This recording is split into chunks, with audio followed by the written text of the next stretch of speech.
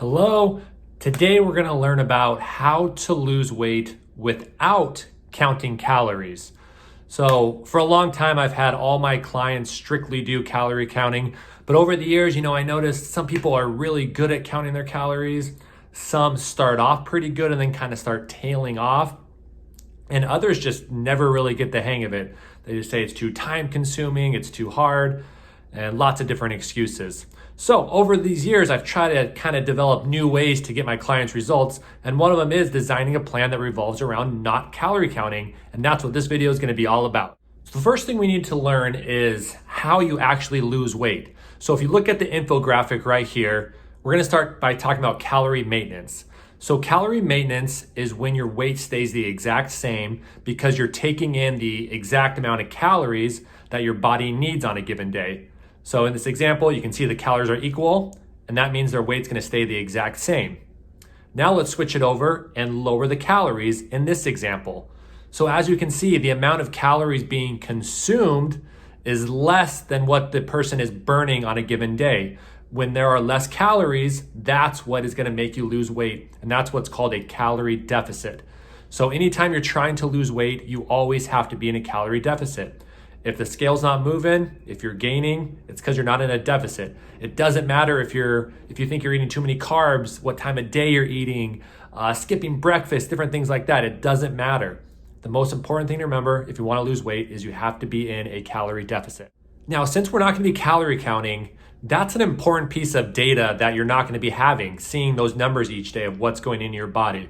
So it's important to make sure you have other trackers to make sure that your food is corresponding to results. So a few of the different things I like to use to track my clients' results are you should do a daily weigh-in. Weigh yourself every day to see how the scale moves and make sure there's a downhill trend. You also want to take measurements. There's going to be times when you're building muscle and you're losing fat at the same time. So the scale might not be moving, but you look at the measurements and you see progress.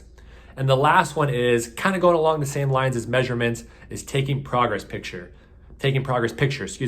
There's nothing better than looking at your progress pictures from 6 months ago and seeing how great and how different you look. So if you want to learn more about how to track your progress, there's a link in the description below with a more in-depth video about that. But just make sure that when you're learning to lose weight without counting calories, you have other trackers that you're looking at to make sure you're seeing progress. So the main principle when you're trying to lose weight without counting calories is to make sure your diet is full of non-processed foods. Once you can start getting rid of those processed foods in your diet, the chips, crackers, ice creams, pizza going out, things like that, that is what is going to help cut your calories. You replace those calories with unprocessed, lean meats, fruits, vegetables, and that calorie gap is what's going to help you lose weight. So we're going to get into a few different examples of what your plates can look like, and then I'll go into some examples of what a daily meal could look like. So here's the first one right here, protein and produce. How the plate would be built is you're going to have a quarter of your plate with a serving of protein. You're going to have another quarter of your plate with fruits, and then half the plate will be either 1 to 2 servings of vegetables loaded up. Similar to the last one, this is high protein and produce. So you're splitting your plate in half. Half of it will be for fruits and vegetables, and half will be with protein. So that's gonna be about 8 ounces of protein, which is gonna be great because it's gonna help keep you full, satisfied, and not wanna go dig into those processed foods later in the day. The third plate would be proteins and greens.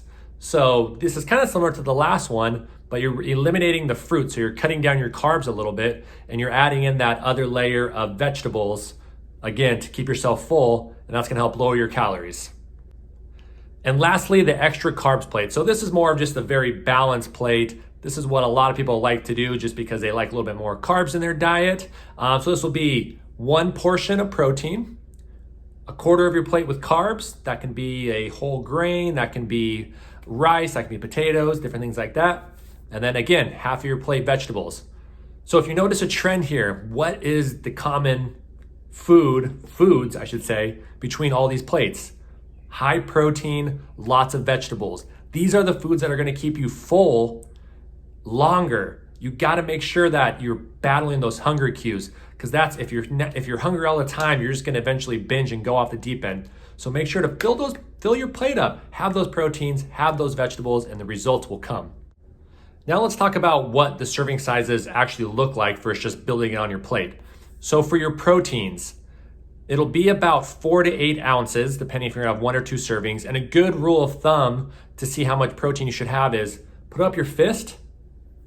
That right there is about a serving, about 4 ounces. So if you're gonna be doing 2 servings, do 2 palms of food. Okay, vegetables, you're gonna make a fist. That will be for your vegetables. So about half a plate would be 2 fists together, big old plate of vegetables. Fats. So if you noticed in the examples before, there's no actual portion for fat. That's because your fat will often be mixed into your protein. So you might have like a big steak or a piece of salmon that has high fat, or you can use fat like to cook your vegetables with a good extra virgin olive oil, or maybe a good grass-fed butter. Another example of fat, if you want to add a fat component on your plate, would be nuts, nut butters like a peanut butter, avocados, all great sources of fat. Just make sure the serving is small though. Good rule of thumb would be 1 thumbful of fat. So if you're gonna have an avocado, just a couple slivers of it. Fat calories can add up very quickly, so be aware of those. Lastly, for your starch or your carb, same thing as the vegetables, make a fist, that will be your carb serving. So now you know how to build your plates. If you can be consistent with building your plates like that, eating 2 or 3 times a day with those plates, you're gonna have great results. Now let's add a few other elements into your diet, one of them being snacks. So if you wanna have some snacks, that's fine. You just gotta be aware of the calories. So if you're gonna be having 3 of those plates a day, I would say stick to 1 snack a day and make it high protein. That might be a protein shake, a protein bar. Not a huge fan of them, but if you have to have one, I think that's okay. Beef jerky, edamame, those are all high in protein. Keep it 20 grams or above. That's a great snack. If you are not really a breakfast person and you just want to stick to 2 meals a day, and you pick those 2 meals from that list of 4, you can have 2 snacks. So maybe you start your morning off with a protein shake and a banana. Then you have your main meal of produce and double protein. Then you have your next snack and you choose like a vegetable. So maybe a carrots and hummus, or carrot, celery, and hummus. So just continue to think about those non-processed snacks. Get rid of the chips, focus more on the vegetables, fruits, even some nuts in there. And then you would have that last meal of the day, maybe produce, protein, and carbs. So that's what's great about this, is you can really build your plates how you want as long as you stick to those main elements. And finally, you gotta have some dessert, right? So I'm a big believer, if you put in the work during the day with eating those really healthy meals, you have a snack or 2 if you need it, you're working hard, you're getting your workouts in, I think a late night snack is okay to take the edge off, take the stress off. Just be smart about it. That's the whole thing about this, is be smart. So maybe some mixed berries with some whipped cream, or a banana with a little bit of peanut butter, a piece or 2 of dark chocolate. Maybe you go for a low calorie ice cream like Halo Top. So just be smart, 100 to 300 calories just to take the edge off, make you feel good before you go to bed. So I get asked from a lot of my clients, what are some meals that I should have? So what we do is we always sit down and we make a list of proteins, carbs, fats, fruits, vegetables, protein snacks, sweet treats. And we do 3 or 4 of them, and then we build plates off of that. So it's easy. I'm gonna give you some examples of what a daily meal could look like, and I want you to let me know if that sounds like something that you could realistically do, okay? So here's the first one. Breakfast, 2 eggs, 4 egg whites, a scramble, spinach, onion, peppers, mushrooms, and an apple on the side, okay? Meal number 2, a big salad with romaine lettuce, chicken breast, tomatoes, onions, cucumbers, broccoli, garbanzo beans, and a vinaigrette dressing. Sounds good, right? Then you get a protein shake in after your workout.